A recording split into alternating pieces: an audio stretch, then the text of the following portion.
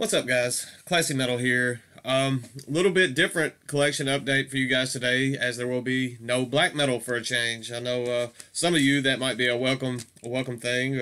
Got 4 CDs, well, 2 for sure that I know, and then one that I'm gonna unbox. It was a trade that I did with someone, and it just came in today, so I figured why not get the camera out and make a video.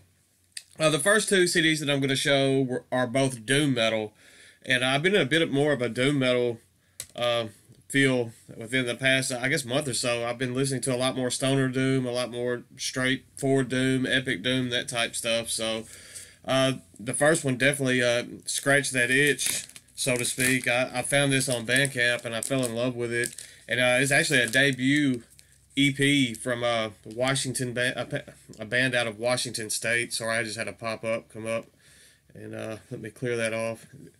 As I was saying before the computer so rudely interrupted me, this is a debut EP from a band out of Washington State. The name of this band is Mount Saturn, and the artwork to this EP is what initially drew me to it on Bandcamp, and I gave it a listen on there.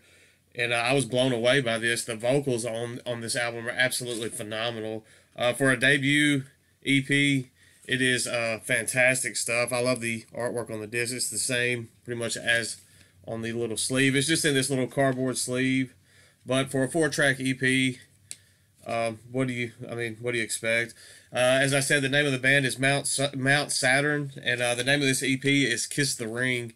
And Kiss the Ring is actually one of the strongest tracks from this EP. I also enjoy I think Dwell, the initial track on the album, quite a bit as well. I fell in love with this. I'm looking forward to hearing some more from this band in the future.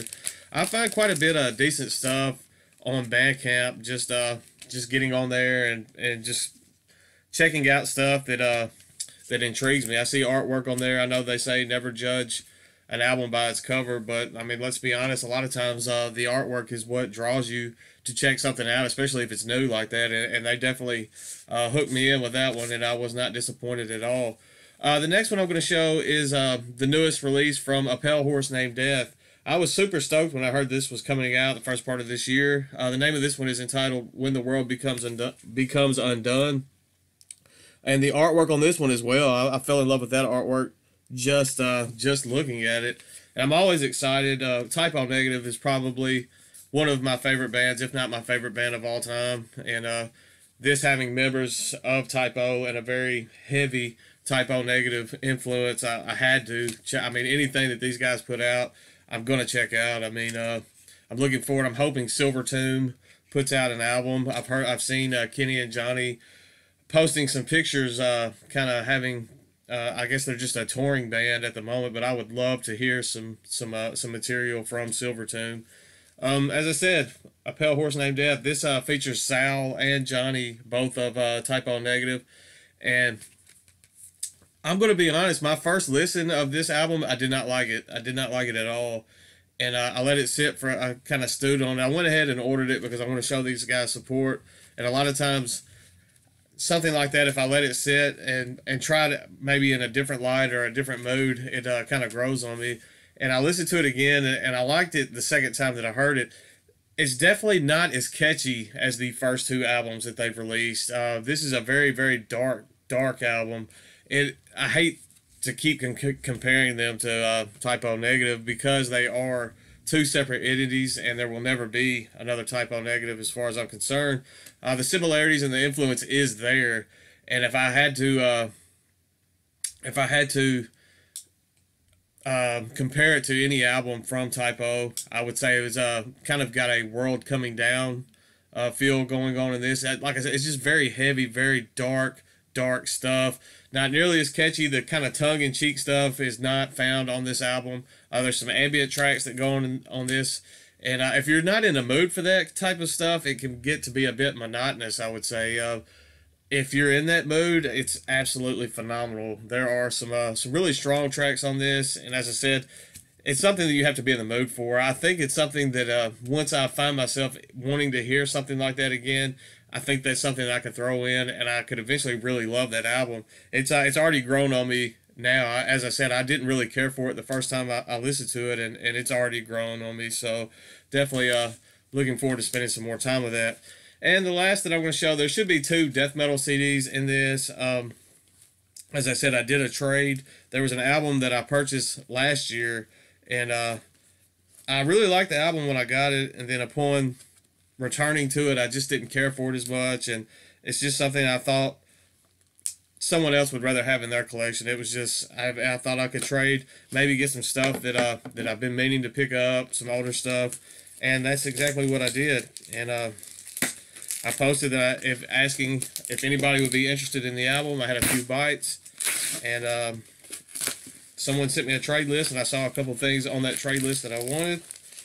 And I said I would be happy trading for either of those. They said they would send both, so I kind of sent them some extra stuff as well. This is packed up in some blueberry pastry crisp box. So go green, definitely recycling there. And the 2 discs that I got were Malevolent Creation, Dead Man's Path. Actually, one of my favorite Malevolent Creation albums. Malevolent Creation is just one of those bands that has always been there. They've persevered through so many lineup changes and losing members to bigger bands, and they consistently put out killer death metal releases. They put this out in 2015. This was kind of a polarizing album. I know there were some people that didn't much care for it, but I fell in love with this album, and I'm super happy to have this in my collection now.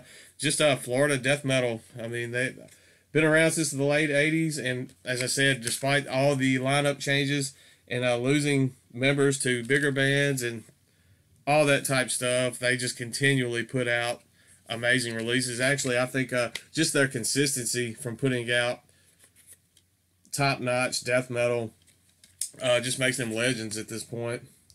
So super stoked to have that in the collection now.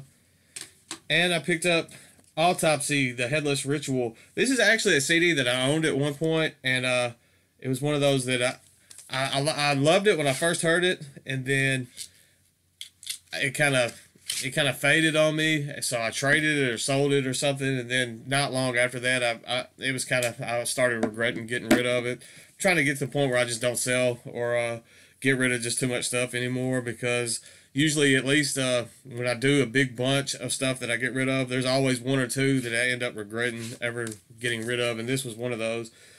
And this came out, I think this came out around 2015 as well, maybe a little bit earlier than that. But fantastic album. I know this is another kind of one of those polarizing releases. A lot of death metal, especially death metal bands that have been around a while, when they put out new stuff, it seems either people really love it or they really hate it, and they're very vocal. And I just went blurry. There we go. And they're very vocal about their disdain or their love for it, and then it can cause just huge arguments. It's one of those that I love. I know there's people that don't, but I don't care. It's my collection, so definitely this is probably going to be the first out of the 2 of these that I throw in the CD player, because I definitely have missed listening to this one. So comes in a nice little slip case. I'm glad it was complete. So yeah, that's all for today. 4 CDs. As I said, I'm trying to do more videos and shorter videos instead of longer waiting and putting it off and doing like one 30-minute video once a month. I figure I can do a few small videos a month and make it a little easier on everybody. So that's all I've got for today. I have a few things that should be coming in the mail here and there, some more pre-orders that I'm waiting to trickle in and all that type stuff. So yeah, definitely stay tuned. I will have some new content up very soon. Enter my giveaway if you have not done so. It ends in 10 days. I will be closing that on February 15th. So definitely get in on that. If you're into thrash metal, traditional heavy metal, you might like what I have going there. So I will link that up in the description. I will link up my Instagram, link up my Facebook. Go follow those. Hit that like button. And if you haven't subscribed yet, please subscribe. I would love to have you around. Have giveaways all the time, so you definitely want to be notified when those giveaways go live. So that's all I've got for today. Stay classy, stay metal. I will see you all very soon. I promise.